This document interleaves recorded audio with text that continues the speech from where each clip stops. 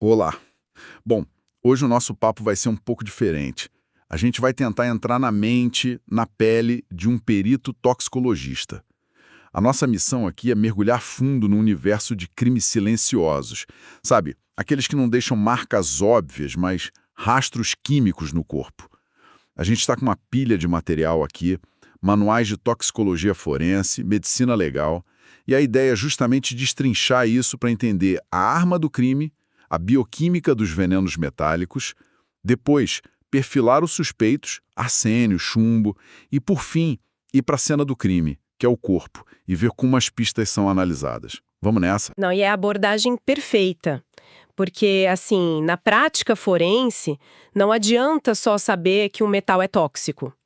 O perito precisa entender como ele age, sabe, em nível molecular.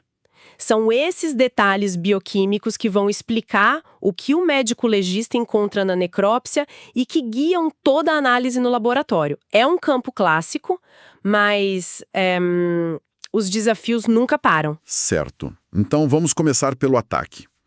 Lendo esse material, a primeira coisa que me saltou aos olhos é que esses metais são como, sei lá, hackers biológicos. Eles não usam força bruta. Eles acham uma falha no nosso código biológico para desligar tudo por dentro. É mais ou menos por aí? É uma analogia perfeita, na verdade. O principal mecanismo, esse exploit que eles usam, é a afinidade absurda que metais como mercúrio, chumbo, arsênio têm por uma estrutura chamada grupo sulfidrila, ou menos SH. Esses grupos estão em centenas de enzimas que são as operárias do nosso corpo, né? Ao se ligar neles, o metal forma uma conexão super forte, uma ligação covalente, que basicamente desliga a enzima. É como colocar supercola na engrenagem de uma máquina. E isso deve gerar um efeito dominó, imagino. Exatamente. Um único tipo de metal pode desligar mais de 200 enzimas diferentes. E o que é fascinante nisso é como um elemento só causa um colapso sistêmico. Não é um ataque a um órgão, mas um ataque à base de todo o nosso metabolismo. A produção de energia para, a comunicação entre as células falha, tudo ao mesmo tempo. Nossa, isso é fascinante. Tá, vamos pegar um exemplo prático para ficar mais claro. O envenenamento por chumbo, que é um clássico. Como essa sabotagem funciona no caso dele? O chumbo é o exemplo de livro didático. Pensa assim, a produção de hemoglobina, a molécula que carrega oxigênio no sangue, é como se fosse uma linha de montagem, né? O chumbo age como um sabotador que quebra duas máquinas cruciais nessa linha. A primeira se chama ala-desidratase. Nomes complicados. Pois é, e a segunda é a ferroquelatase. Mas o importante é o que acontece quando elas quebram. E o que acontece? A linha de montagem inteira entra em colapso. A matéria-prima que deveria entrar na primeira máquina, uma molécula chamada ALA, começa a acumular e vazar, aparecendo na urina. Lá no final, o produto que ia sair da segunda máquina, a protoporfirina, também se empilha e se acumula no sangue. Ah, entendi. E para o perito, esses vazamentos, o alala na urina, protoporfirina no sangue, são os biomarcadores, são as pistas químicas que gritam, o chumbo esteve aqui. E não é só isso, né? Muitos desses metais também geram o que a gente chama de estresse oxidativo, que é basicamente uma guerra civil química dentro da célula. E tem também a disfunção mitocondrial. O arsênio, por exemplo, é especialista nisso. Disfunção mitocondrial. As mitocôndrias são as usinas de energia das nossas células, certo? Exato. Imagina a célula como uma cidade e a mitocôndria como a usina de energia. Ela gera a eletricidade do corpo, uma molécula chamada ATP. O arsênio age como um sabotador que corta os cabos que ligam o gerador à rede elétrica da cidade. A usina continua queimando combustível, tentando compensar, mas a energia não chega a lugar nenhum. A célula fica sem bateria e morre. Exato. É uma asfixia interna em nível celular. Entendi a arma do crime. Agora, vamos falar dos criminosos. Se o arsênio era conhecido como o veneno dos reis, por que ele era o favorito da realeza para resolver problemas de sucessão? Ele era a ferramenta perfeita por alguns motivos. Primeiro, os compostos de arsênio não tinham cor, nem cheiro, nem gosto. Era muito fácil misturar na comida, no vinho. Segundo, era fácil de obter na época. E o mais importante, os sintomas de um envenenamento agudo, náusea, vômito, diarreia, eram idênticos aos de doenças comuns e fatais da época, como a cólera. Era o crime perfeito, disfarçado de morte natural. Exatamente. E se o envenenamento fosse mais devagar, crônico, ele deixava alguma marca, alguma pista que um investigador mais atento pudesse pegar? Deixava, sim. E são pistas de um valor forense imenso. A mais famosa são as linhas de Mace, são umas linhas brancas que aparecem atravessadas nas unhas, tanto das mãos quanto dos pés. Nas unhas. Nas unhas. Cada linha dessas marca um episódio de exposição ao arsênio. O corpo literalmente grava um registro do crime. É impressionante que o corpo guarde uma prova do crime nas unhas, como um gravador biológico. Isso já foi usado como prova principal em algum caso famoso? Em vários. A análise do cabelo de Napoleão Bonaparte, por exemplo, revelou picos de arsênio, embora o debate continue se foi intencional ou não. Outro sinal clássico é a queratose, um espessamento da pele, principalmente na palma das mãos e na sola dos pés. A pele fica com uma aparência áspera, sabe? Sei. Tá, se o arsênio era esse veneno de intriga, o chumbo foi um inimigo mais silencioso, né? Presente em tudo, de aquedutos romanos à tinta de brinquedo. Como é que ele deixava a assinatura dele? O chumbo deixa uma pista muito curiosa, embora não apareça sempre. A linha de Burton. Linha de Burton. O que é isso? É uma linha meio azulada ou acinzentada que aparece na gengiva, bem na borda onde ela encontra os dentes. Espera aí, uma linha na gengiva. Isso é algo que um dentista notaria hoje em dia ou é super sutil? Um dentista atento poderia notar e suspeitar, sim. Ela se forma pela reação do chumbo, que sai na saliva, com o enxofre das bactérias da boca. Isso forma sulfeto de chumbo, que é escuro. Mas a característica mais perigosa do chumbo é outra. Ele adora se esconder nos nossos ossos. Ele pode ficar lá por décadas.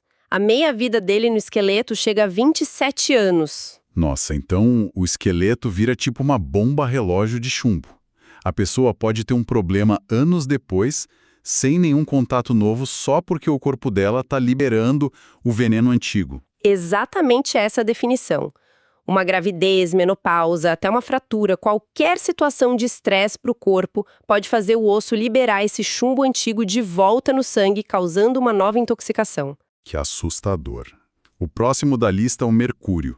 E os textos dão um destaque enorme a um caso trágico que mudou a história da toxicologia. A doença de Minamata foi um desastre de saúde pública no Japão. A partir dos anos 50, uma indústria química despejou por anos metilmercúrio, que é a forma orgânica, a mais perigosa do metal, direto na baía de Minamata. E isso entrou na cadeia alimentar, imagino. Sim, foi se acumulando nos peixes, nos mariscos, que eram a base da alimentação dos pescadores locais, e as pessoas começaram a ter uma síndrome neurológica terrível, perda de sensibilidade nas mãos e pés, visão de túnel, perda de audição, paralisia.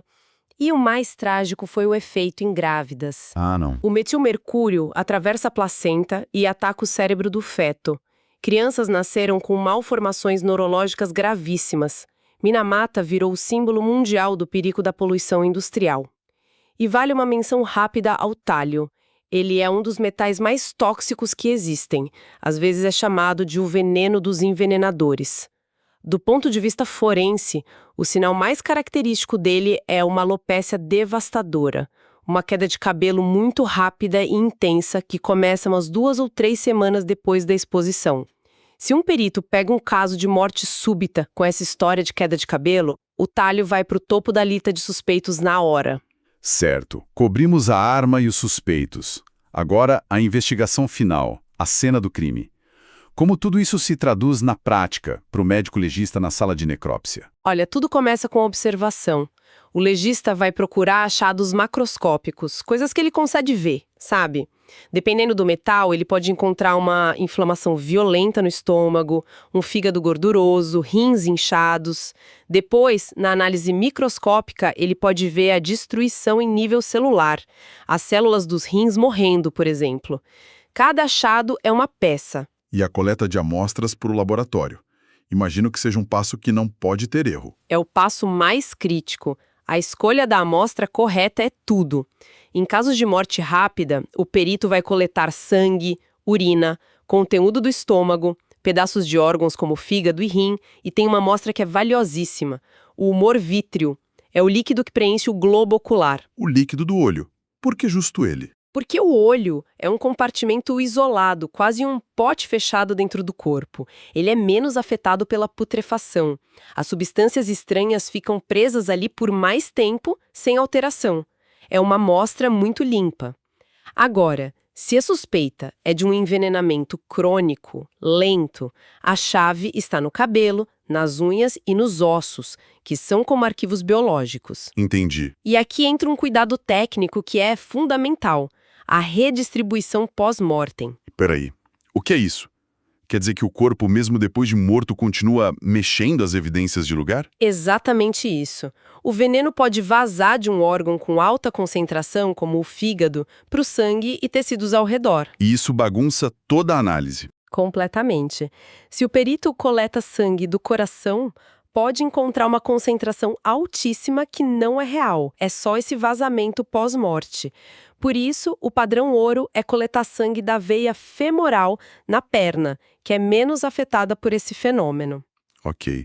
Amostras coletadas com todo esse cuidado. Chegando no laboratório, os textos falam em siglas tipo GC-MS, LC-MS.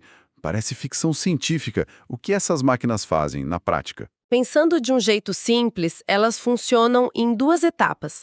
A primeira parte, a cromatografia, é um filtro super preciso. Ele pega a amostra, que é uma sopa de milhares de substâncias, e consegue separar cada uma delas. A segunda parte, a espectrometria de massas, é como uma balança molecular ultrassensível. Conforme cada substância sai do filtro, a máquina mede o peso exato dos fragmentos dela. Cada substância tem uma impressão digital única de fragmentos. Juntando as duas coisas, o equipamento diz com certeza absoluta o que era cada substância na amostra e em que quantidade. Nossa. Então, no fim das contas, o que fica claro é que a toxicologia forense é um trabalho de detetive no nível molecular, né? O conhecimento profundo de bioquímica é a ferramenta para dar voz a vítimas de crimes que, de outra forma, seriam perfeitos.